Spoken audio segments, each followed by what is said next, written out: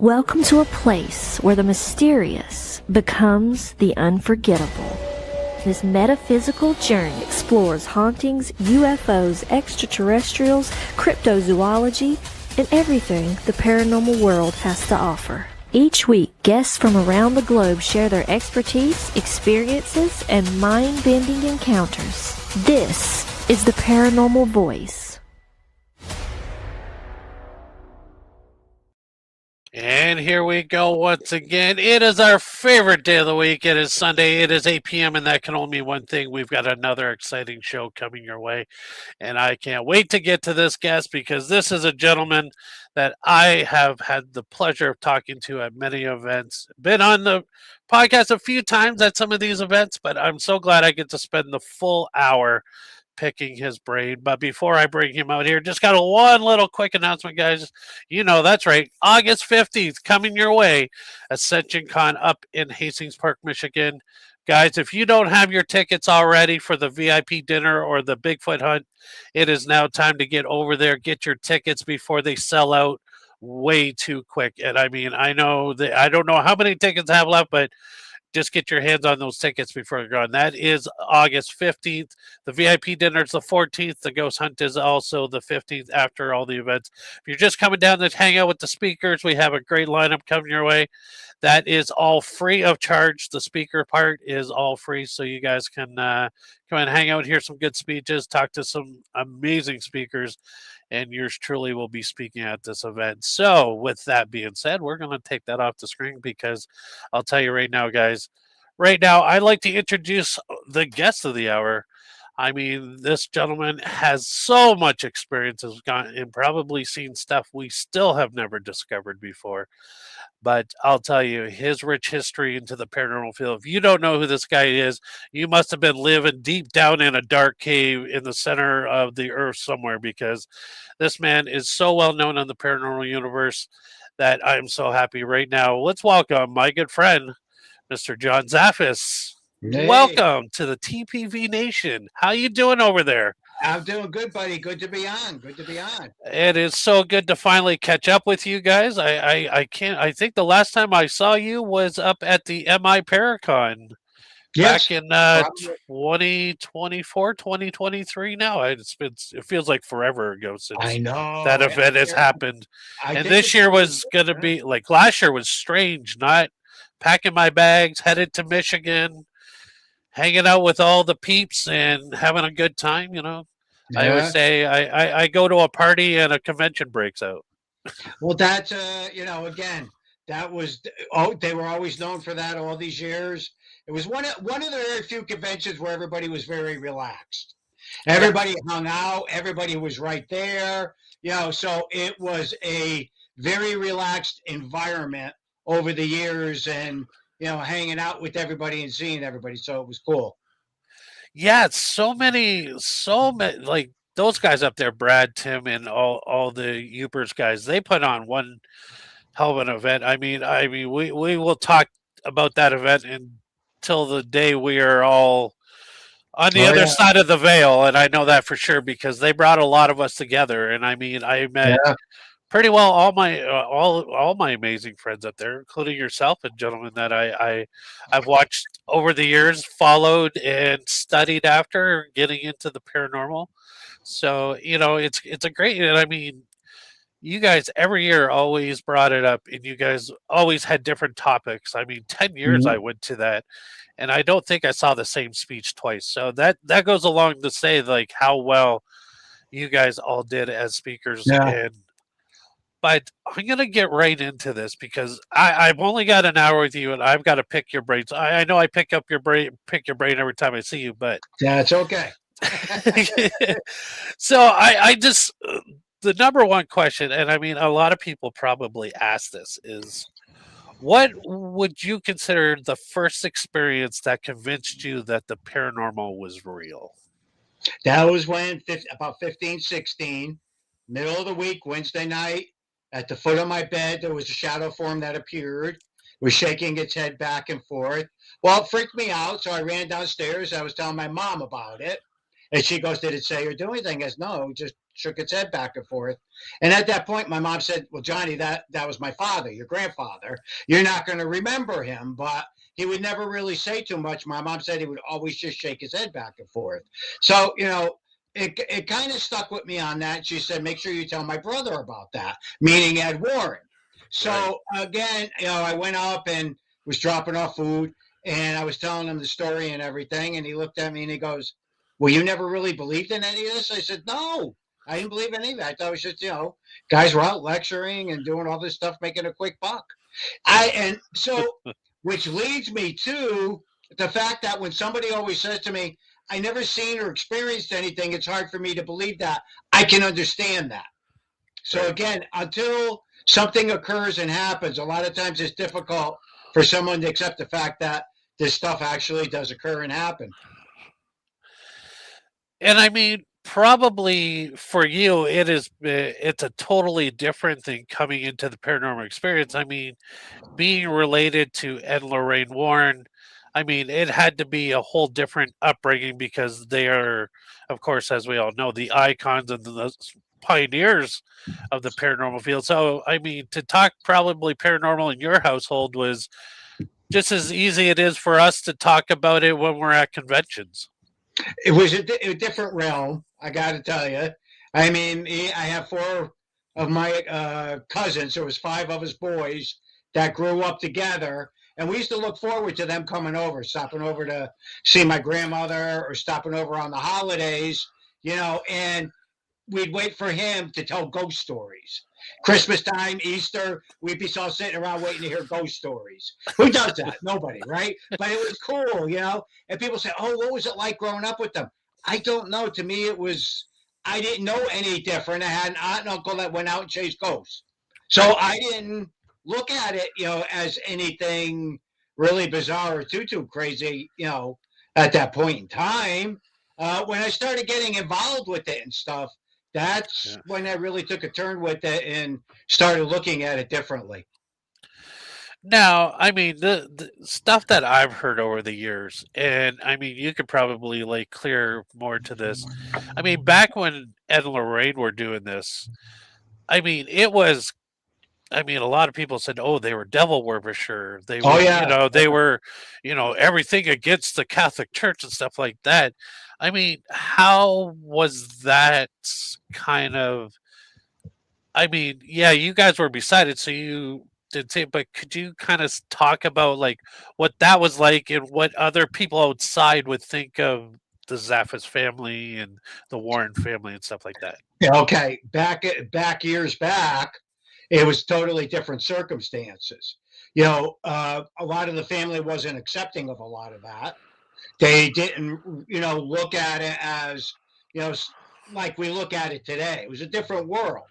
So therefore, growing up, the best example I ever share with people is when my 2 daughters were growing up, I couldn't talk about this stuff. I couldn't say anything because they were afraid their little friends' parents wouldn't let them come over or anything like that.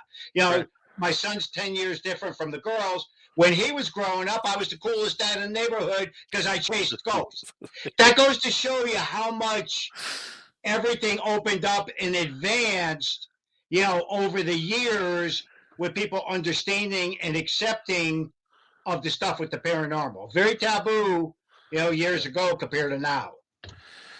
Yeah, no, and I mean, we have a question for you. You're most famous. You had a hit TV series called The Haunted Collector.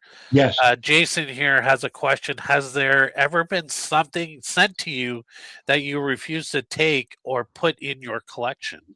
Yes, there are things that I don't. Not too much anymore, but there were things that I felt that were extremely negative, or there was a lot tied in with it, was going to, end up causing more hassle than it was going to be worth. A lot of times what I do with those items is they end up getting buried or they get thrown into a body of water. No, nothing's buried in my yard. It's buried out in the woods or buried along, a river embankment, because I live right on the Sound in Connecticut on the, the ocean. So again, now I look at it a little bit differently. What I do is, okay, there's bindings, there's rituals, there's prayers, and a lot of things that I'll do over it. Plus, I ask my friends, clergy friends or spiritual friends, if they would do some bindings or prayers over things, and I'll wait to see what happens. So again, there are things that I keep that I have, but not are in the actual museum. They're in another barn that are in, not in the big barn where all the other stuff is that I have out, that I show people and stuff.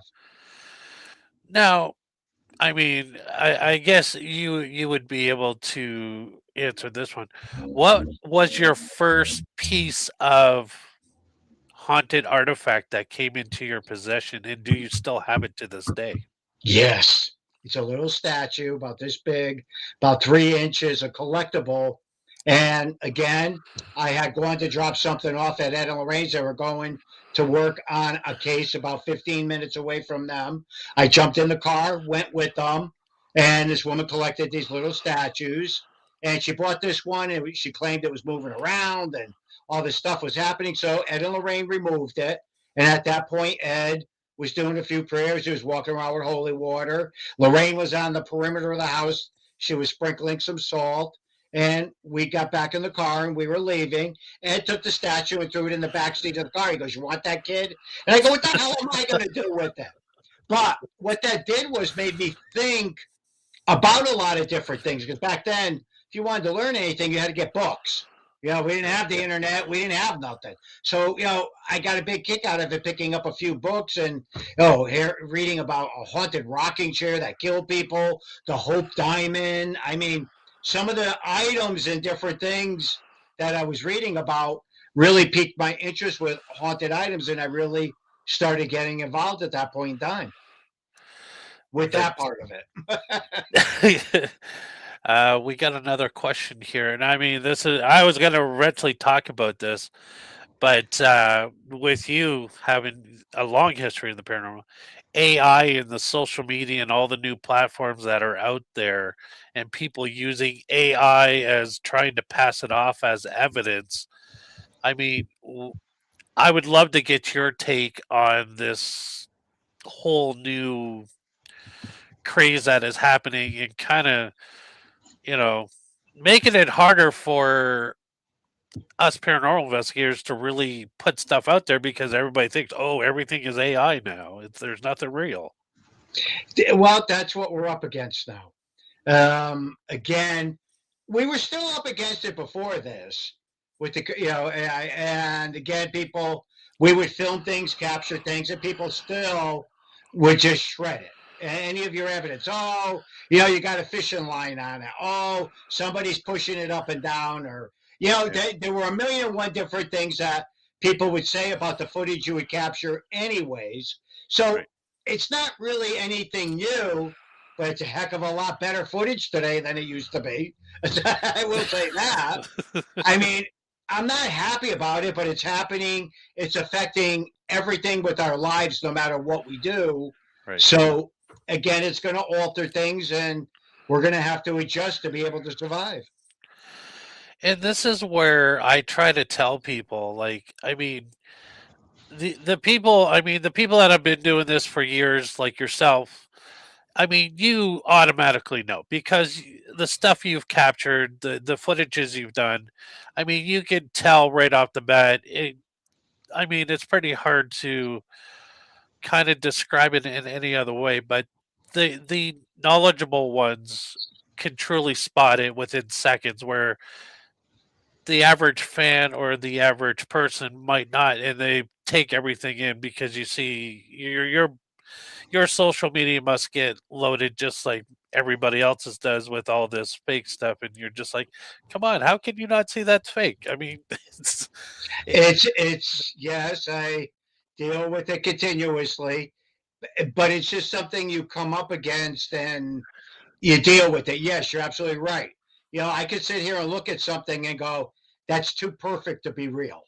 Again, when you just look at certain things, it never happened before. Why is it all of a sudden that you're able to capture it now?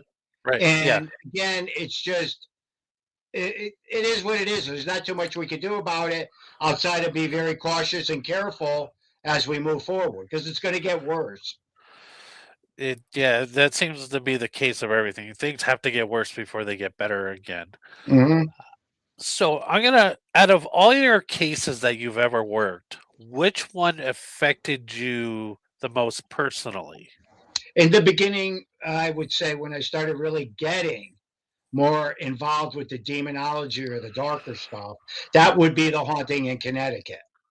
Again, that was something where I witnessed a lot, seen a lot, and experienced a lot in that house for the very first time with stuff to that degree.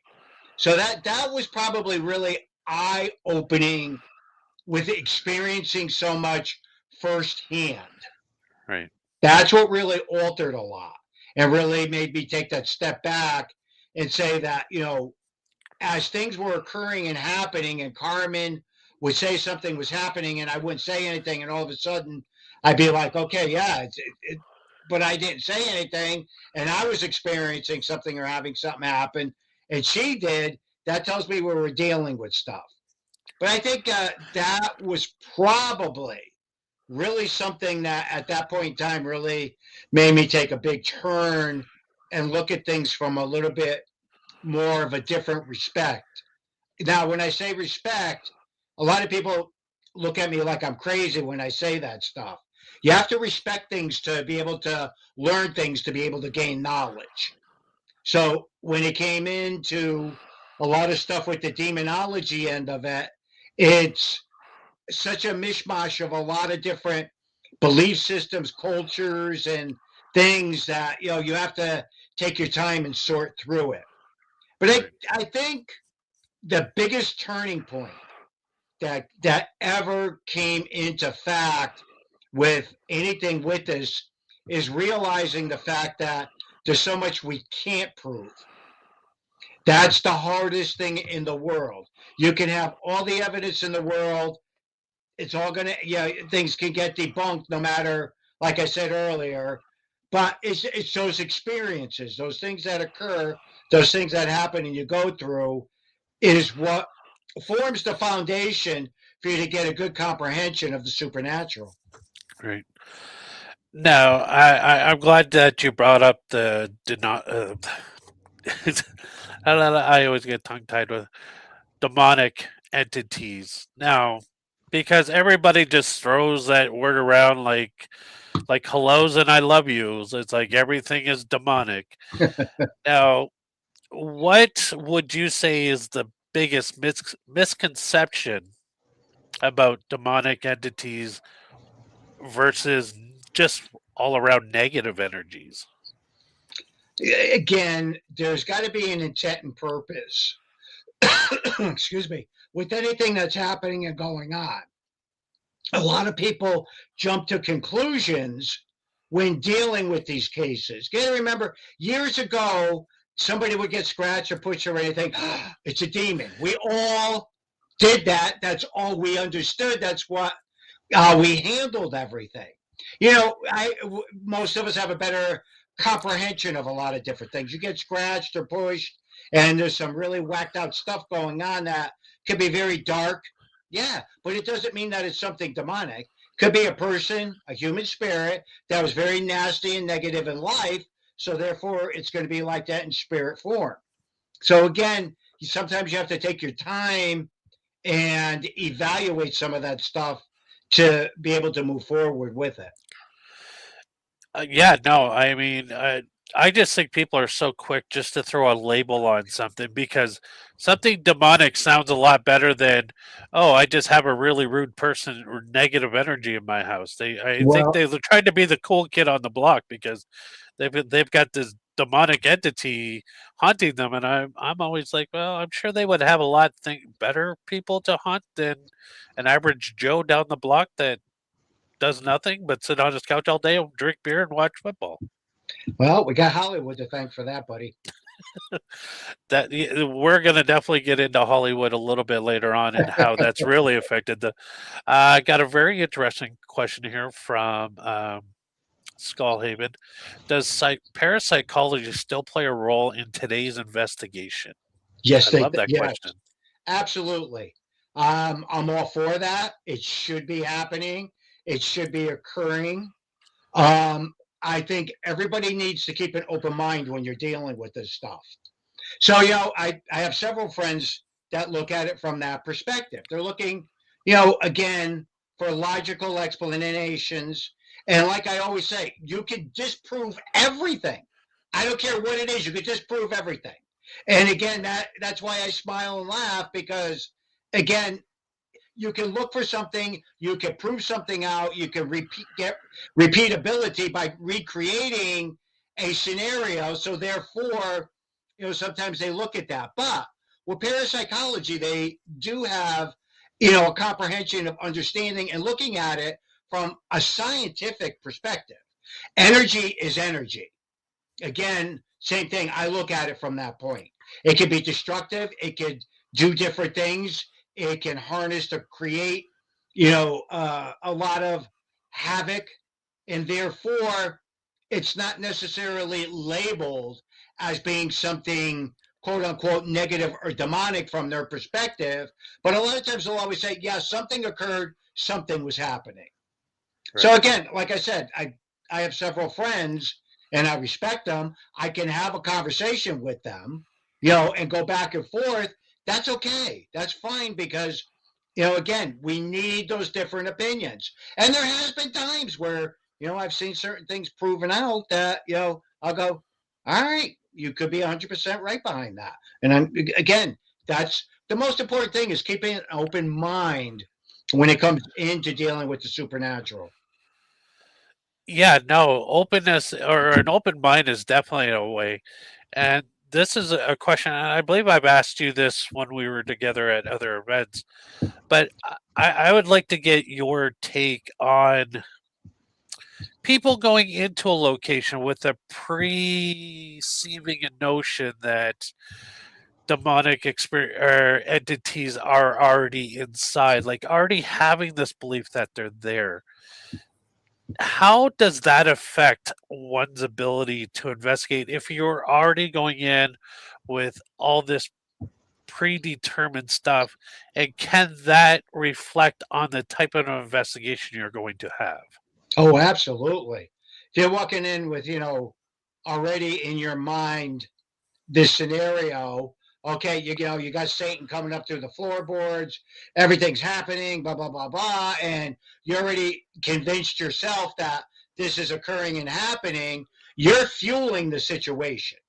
Again, if there wasn't something happening and you're going in with that and you're opening it up to the fact of a lot of these things occurring, and they do start to happen and people are witnessing it, therefore you contributed to a lot of it. That's why I always keep the slate clean. You hear all this stuff, you got to go in and investigate. You have to rule everything out. That's the most important thing. Now, that's not to say that people, that have issues, again, might not have, they could have something paranormal going on too. You need to take your time when evaluating and going in. Very seldomly do you ever hear me talk about my private cases. When it comes to residential, I usually very seldomly say too much or talk about it too much, on the upfront with it, because it just gets too crazy and it gets too nuts for those poor families. I've seen what happened to some of these poor families that Ed and Lorraine went public with and what they went through, and it was horrific. So again, I try to be a little bit more guarded when it comes into something like that. But for a person chooses to go public about a case, and it was that's perfectly fine. I'll support him and go, yeah, I investigated, this happened, that happened, yeah. So again, a lot of this stuff is, I think, as we're all moving forward and we're watching just over the past 10 years how much this field has changed, it's not even funny. Yeah, no, and that was leading up to my next question was, how do you feel the paranormal field has changed from the time you got into it compared to the way that it is now? besides the fact that everybody who starts a ghost hunting team wants to have a television show, which in reality is just not reality. And I think that's why a lot of people get into it nowadays because of all these shows that are out there. But I would love to get your take on how the field has progressed over from your beginning of time to what you're witnessing now. Again, back in my day, we didn't have camcorders. We had cassette recorders, but we didn't have the camcorders or any of the equipment or anything like they have today. To me, all of that stuff is a big asset. All the equipment. People are recording stuff, they're getting stuff, and proving out different things with all the different. I'll be honest with you, a lot of the equipment I don't even know how to freaking turn it on. I look at it and go, "What the hell does that do?" But again, it's important. We need that. People are documenting it. Putting cameras up all over the place and everything. Again, that's an important element of our work. Today, it's more where it's a flash in a pan. We all know now it's got to do a YouTube channel, and that gets to be more successful than the actual TV shows are. So back in the day, a lot of the shows were out in the forefront, and it was a big deal. Now, people don't even look at the paranormal like they used to. I think people view it from a different perspective and look at it without that big fear factor because there's just so much out there now. Yeah, I mean, it is. There are some amazing people out there in the field just doing it for pure research, But there are some people out there that think, "Oh, look, if I can go in and find one ghost, I'm going to get a TV show out of this." But yeah, no, everybody, even watching TVs, I don't think there's been a new No. paranormal show created in the last, I'd say, close to 10 years now, because I have never seen anything brand new. Everything's still going. I mean, you got some shows that are successfully going for God knows how many new seasons. But I just think, like, yeah, everything's coming over to YouTube because it's probably easier to budget that way. And, you know, then you find the true enthusiasts will go through YouTube to find a good show. Then they Mm-hmm. will flick the channel to see the same guy do the same thing a million times over again. Well, see, that's the whole thing too. Now, I take that step back and look at it and go, how many EVPs are people going to listen to?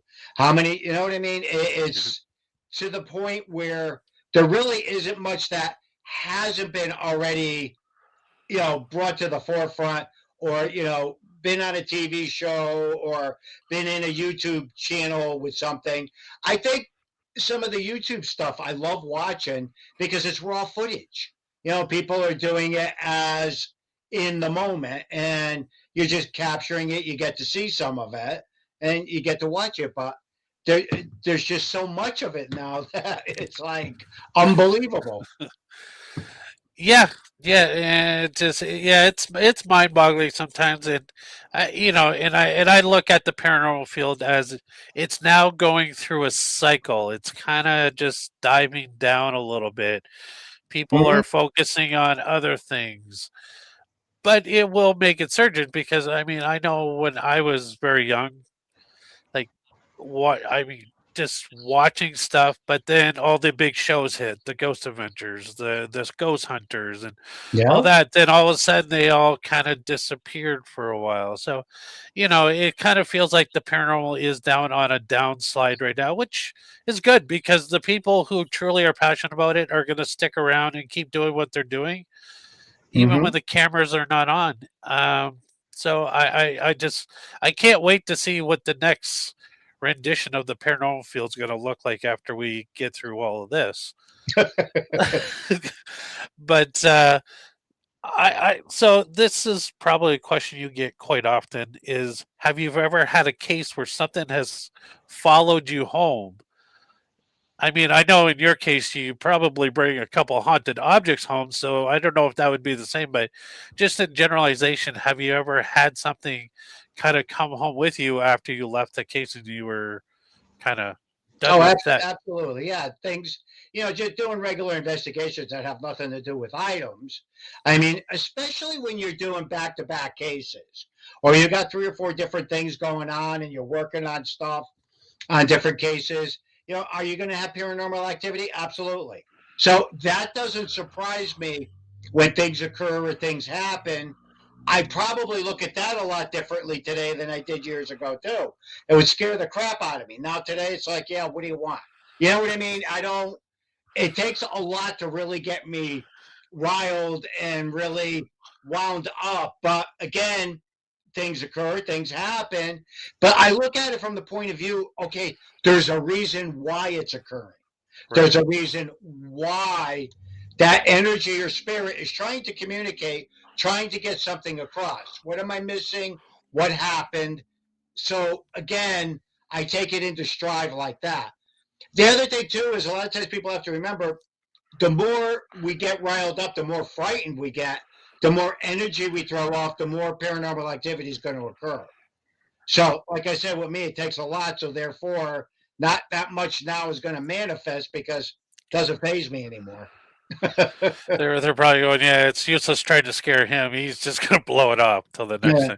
I think the most thing that I still keep very guarded with, and again, that's going back to the demonology end of it. If I'm dealing with somebody that might be truly possessed or dealing with something, in the nature of dealing with the darker side of stuff, that I'm still guarded with. Now, getting into the demonic side of going back to it a little bit. Now, have you ever been a part of an actual exorcism being done? Many. Over the course of years, there isn't too much I haven't been involved with. As far as Christianity goes, I say close to maybe 100, 110, what I would call true exorcisms that were being performed with individuals, because I've seen it done by Buddhists, rabbis, ministers. I've seen it done by a lot of different spiritual people, Native American, you name it. So there's been a lot I've witnessed and seen over the years when it comes to quote unquote spirit attachment or quote unquote what we do from a Christianity perspective, looking at it as a person might be truly possessed. So therefore, I look at that differently. Now, when you're approaching such a case where you believe an exorcism must be, it might be needed, how would you prepare yourself going into such a dark case just to protect yourself and obviously the team that you're going in there with? What does that mindset of yours look like? The only thing you can do is whatever your belief system is, call upon that. Me, like I said, I'm Christian. I practice my Christianity. I believe in the power of prayer. So therefore, that's what I use, but not everybody does. I got people that chant. I got people that hum, people that do a lot of different things for protection over themselves, with a lot of this. Now, again, you're going to get involved with this. People say, oh, I want to go ghost hunting, but I don't want anything to happen. You get involved with this, sooner or later, something's going to happen. That's on you. You welcomed it in. So, again, everybody wants to go in and play in the sandbox, but they don't want to get dirty. Yeah, no, it's like a mechanic working on an engine. Don't want to get grease on his hands. I totally agree. If you're gonna do something, you gotta take everything that comes with it, because if that, then you might as well just sit in front of your TV set and just watch everybody else do what you want to do. Here's a very interesting question once again from Skullhaven. Is it still difficult to get the churches involved with demonic cases? Absolutely. Again, we hear so many different versions of, the church, the Roman over in Rome, they're teaching thousands of people demonology. They're teaching them how to be exorcists. They always have.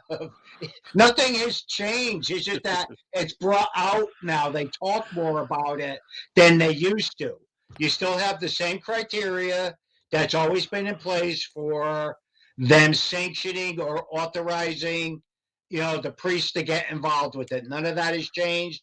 It's still a lengthy process a lot of times to be able to get it to that step where the priest is going to be able to go in and do something, as far as an exorcism goes. Yeah, I mean, because if the church just answered every phone call that everybody said they were possessed by a demon or a family member, I mean, they would be out and doing these things every day. But there's a lot of factors have to go into it. Like you have to get tested, like psychologically, and see where your All mental that health is at, just to make sure that's not what they're dealing with. Somebody with a severe mental health issue instead of or any other kind of dependency like drug or alcohol and stuff like that. Because I mean, you probably witness over the years, you get those messages in your inbox saying, oh, I'm at home and all of a sudden my TV shut off, so my house is possessed, and I believe I want to kill everybody here. So, but they've been doing drinking all day or doing drugs, and it's just like, okay, well, stop drinking for a while. See, the one thing that people got to realize with stuff like that too, and once you get involved with that or anything, and you do find out that those issues are there, drugs or alcohol, whatever it may be, they have to go for counseling. They're supposed to be under a doctor's care. You can't just go in there and start doing exorcisms and all this other stuff, because Right. actually you're wasting your time, because it's not going to do anything. If they're not changing what they're doing or trying to move forward, then again, like I said, it's not going to do anything. And for the cases that you have worked on demonic cases, now you go in there, you help the people out, you try to get rid of it. But then, say a year down the line, you get a message from them say, "Well, it's starting over again," but they didn't change their behavior or Mm-hmm. change their whatever they did before, and it kind of welcomes these things back in. What is your mindset during those cases where these people just want to keep repeating the process over and over again? Like, is there something that you just say, "Well, sorry, I just can't help you" at a certain point?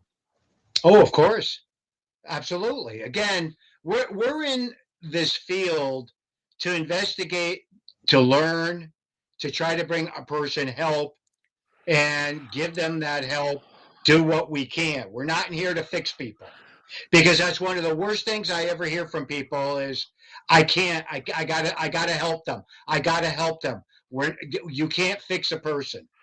You can help a person. You can give them all the information. You can guide them, but they have to make changes. They have to be able to move forward. If they're not doing that, again, you're wasting your time. Yeah, no, I agree. Now, haunted objects. What would you say what role would a haunted object play during paranormal activity, and how dangerous can it be? It depends on what the circumstances are when it comes into that. If there are occult items, or people are practicing different things, and you have items that are being used, for rituals and things like that, your activity is going to be very strong and very powerful, because that's done with intent and purpose. So that could play a big role. It's hard to say, because again, you can have something so basic as a doll that got brought in. It could wreak all kinds of havoc. Again, it could go right across the board with a lot of things. But I think the more dangerous perspective is items from different type of usages for cults. Voodoo dolls or daggers and altars and all that type of stuff. Now, with haunted objects, what would be your take on the most common haunted object that people use, which is a Ouija board? What is your take on the use of a tool that people bring into different elements and open up things that they don't have any understanding. I would love to get your take on Ouija boards and how they can affect a person in themselves in some of the cases you've worked on with Ouija boards being involved. Well, again, Ouija is a very common tool. It's been played for hundreds of years. Some people can play with it, have all kind of spirit communication. Nothing happens whatsoever. Other people play it and they end up bringing other energies and different things in it, and it could end up wreaking havoc. So again, you got to be guarded and careful and know what you're doing, because a lot of people just sit down and start playing it and opening up that door, just anything could come right through that. So I always tell people you got to be guarded, you got to be careful. Me personally, I will never play a Ouija. I just won't. Because you got to remember that's instilled in me from being a little kid. So again, I know, like I said, I know people that have used it and had no problems. I know people that have had major problems, but it's a tool. It's like anything else. I mean, Robert Murch, the guy that's ahead of the whole Ouija board, foundation and everything, his presentation on explaining everything, the history of everything and how everything came about. And, a lot of people don't even realize Ouija boards were used back in the Roman times, the Greek times. They were, letters scratched into different things. And it's weird how far back it actually goes. Yeah, no, it seems, the more and more we dive down that rabbit hole of certain things and just how far the very earliest renditions go back. Yeah. I mean, like rituals and were actually used like back in like royalty used to use seances quite a bit at dinner parties. A lot of your royalty still know. But again, you have to remember with a lot of the communications and the different things that was very, very popular to sit around and in the late 1800s, sit around and do the Ouija board and do spirit communications and tap rap with the tables up and down and moving and everything. It was very, very popular, especially with the wealthy. So again, it was the entertainment of the time framing for a lot of that stuff. Now let's jump into Hollywood and how Hollywood has basically made the paranormal look like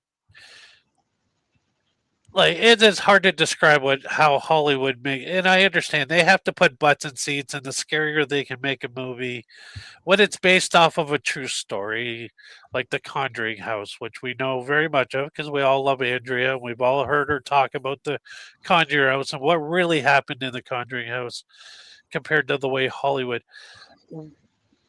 And I mean, of course, a lot of these cases are all based off of Ed and Lorraine's cases. How do you feel that Hollywood is portraying the paranormal and how it really reflects on people trying to get into it? Yeah, it's two different worlds. Now you got to remember, I was exposed to all this with Hollywood years prior to the Conjuring movies coming out. The Haunting in Connecticut did a movie, and Amityville. Yes. Again, so off base from so many of the actual things that occurred and happened. So the entity, another true story, but so blown out of proportion. So it's not anything unusual for me to watch it. I do the same thing probably a lot of other investigators do. Sit back and go, oh boy, now we got a good mess to try to figure out and how to, clean this up because we've been talking about this story now for up 10 years and now they came up with this crazy version. Yeah. But it's Hollywood. Right. That, again, this is what I always try to tell people, because especially today, if you go to a movie, you go watch a scary movie, you want to get freaking scared.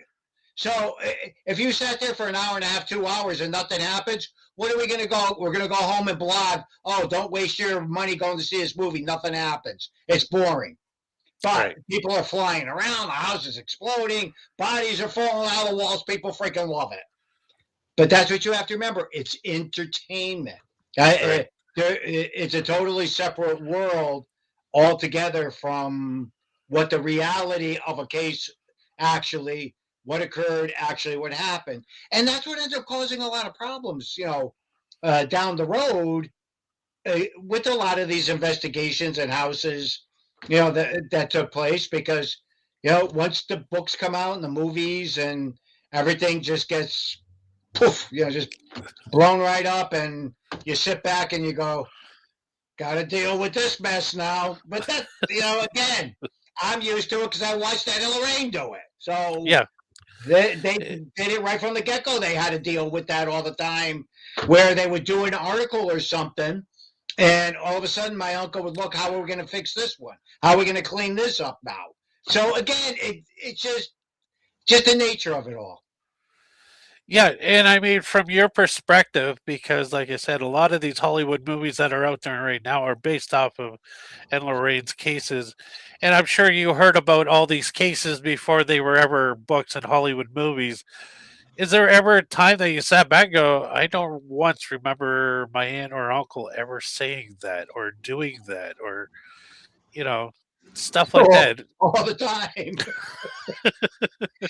Again, like I said, it's Hollywood. The version of what they portray and what they do within the movies is just extremely different from, again, I can't say, different parts with Yeah, their characters. yeah. I would sit and watch it and go, yeah, okay, I can see that. Yeah, they would do that. My uncle never played a freaking guitar. My uncle never fixed cars. I mean, this stuff just never happened. I mean, Right. it just wasn't. No, it just didn't happen. There was no chickens or roosters or anything up that house up until the 2000s. So I just, like I said, with a lot of it, you just Yeah. look at it and take it with a grain of salt. And I mean, for you, that's got to be quite interesting. Another interesting question here: do hauntings vary from culture to culture, say in Western versus Eastern?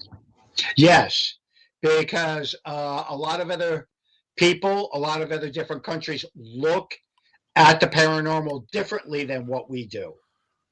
That was a big learning curve for me back when I was in my 20s, went to England, Scotland with Ed and Lorraine for a couple of weeks. Over there, everybody's got a ghost in their house.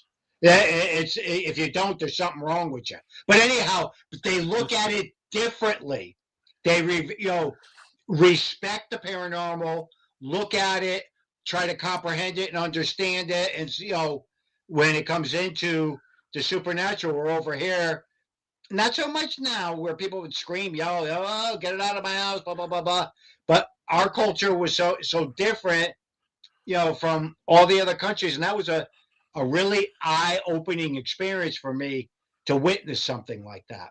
Totally different cultures in so many of the other countries. A lot of your other countries are very old world with practitioners and all these different things. All call on doctor.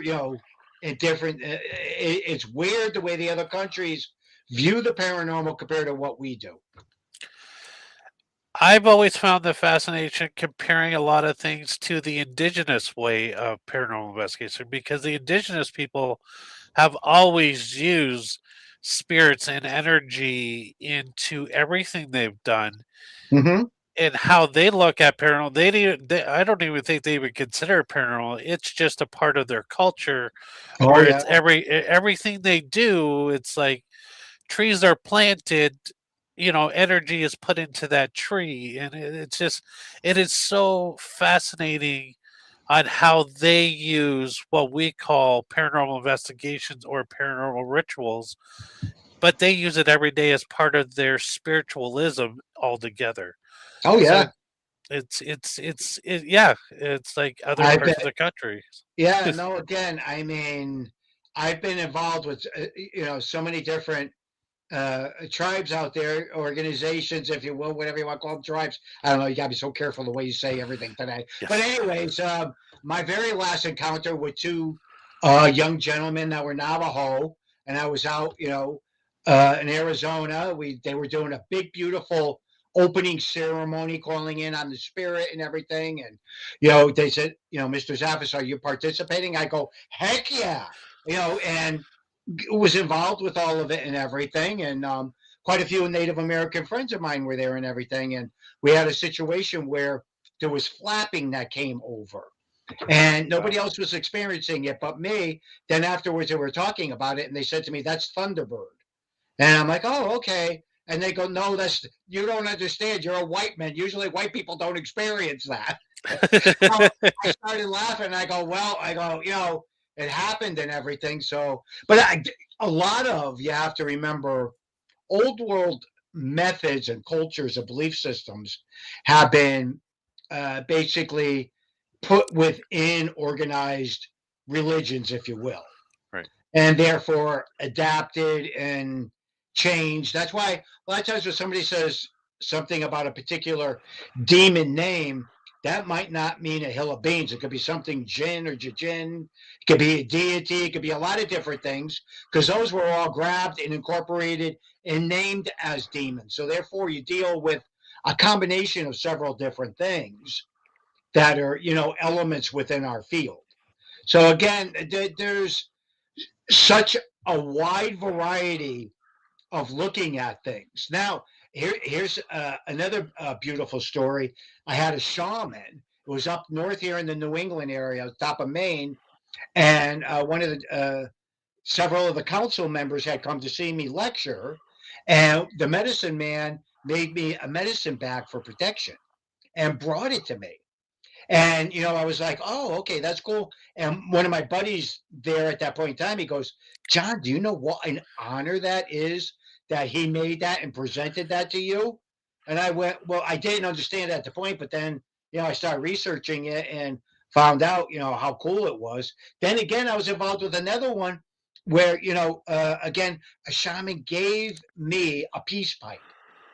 They said that is the rarest of rare that that would occur and happen. Then when I was telling my buddies, out there from the Navajo reservation, these stories, they were looking. They go, "No, you're a brother. You're a brother, and you don't even realize it." But that just goes to show you how respected you are in the paranormal field and across other planes. And when you're brought in to talk and do your speeches, I mean, I just utmost respect is given to you, just like you've respected everybody in the paranormal field, and to be able to grace us with your knowledge and everything. Uh, Top question is, has there been a location that you've always wanted to investigate but have never had the chance to? Oh, the top one I would love to get into would be the Vatican. I'd love to get. Ooh, I I've would never love to heard get. that before. Oh, to get to go down into those archives. One of my Wow. buddies, Adam, had that opportunity. Well, he's tied in with the whole thing, anyhow, with the demonology end of it with the Roman Catholic Church. But, anyways, I mean, thousands and thousands of years of documentation on so many of these different things that occurred and happened are all archived down there. They don't let it, come out to the public or anything. But that would be like being a kid in a candy store, being able to do something like that. Egypt, Greece. I mean, a lot of these very spiritual places, I would like to go just for the experience of it, to see Yes. what it's like, what it feels like, and experience some of that stuff with how it happened thousands and thousands of years ago. Yeah, Egypt, one of the biggest mysteries to this date. Like, how did those pyramids get built? Because they can't even build anything over 10 feet tall without a crane coming in. But these Huh? pyramids are massive and skyscraping and taller than most buildings in most cities that are built by hand. And that is always going to be the ongoing, like, how did they really get beat? And I did hear a quote the other day. I was reading through some stuff that says you really haven't had an adventure until you've discovered places like Egypt because I of believe it. the rich history and everything about experiencing the tombs and everything. So yeah, I would say definitely number one on my list would definitely be Egypt for sure. I Yeah. mean, for North America wise, I've always said my number one place is always I wanted to get into Alcatraz. Yeah. Cool.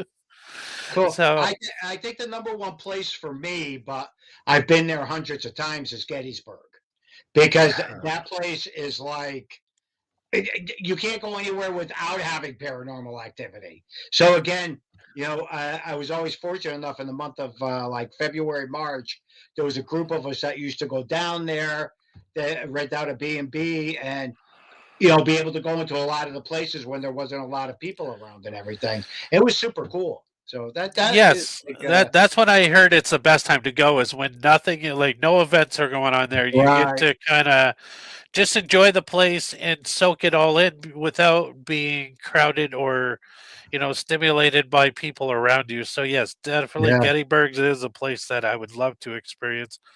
I've heard so many of you guys talk about Gettysburg. Our hour is almost up. I have to ask one question. What advice would you give any new paranormal investigators coming into this field? What would you tell them? The key thing is to gain knowledge, learn, try to understand some of the stuff, because today, again, the connection with people is very much severed. Everybody's on their phones, everybody's on their computers. Again, I even watch it when we're out doing some of the events. We'll be doing the ghost hunt, and people are on checking their messages instead of getting involved with the ghost hunts and stuff. It's crazy. I think, and a lot of times people just miss that connection. A lot of people have lost that element of the connection with people. You need that in the paranormal field, in the supernatural field. So again, I don't ever think it's going to come back. Our world has changed too much. Everything has changed too much. Yeah, no, I would have to agree. I mean, I like the fact that there's a new generation and a new generation of people that are coming in that have different ideas and different perspectives of the paranormal. Because I mean, unlike you, that paranormal talk in our households for me growing up was a taboo subject. Because if I talked about the paranormal, I might have spent a lot of time in a nice rubber room with a jacket tied behind my with my arms tied behind my back. But I just want to give you this next few minutes to talk about anything you have coming up, where your talks are going to be, and definitely how people can buy your books because I've really enjoyed your books that I have purchased. I want you to get all that in if anybody needs to find you and needs to, maybe they're having an issue in your area. Again, probably one of the easiest ways to get a hold of me is just put John Zaffis in. Very accessible. My telephone number is still out there. I don't have an issue with that. People laugh when I pick the phone up. Sometimes they go, "Oh my God, you're actually answering your phone?" I go, "Yeah." I go again. That's the most easiest way to access me. I have several different books out there co-authored with quite a few different people within the paranormal field. Those are all available on Amazon.com. If you want a personal one signed, you could go to johnzaffis.com. I have a book, I have a store on there, and you can buy the book through there. I can autograph it to you and ship it to you. My events, that's kind of a mild. That's the best way to always find out where I am is always look on my Facebook page, because I continuously always will post things and put things up, at what locations I'm going to be at. Um, Next weekend, I'm in Atlantic City at a convention out there. That's up on my website.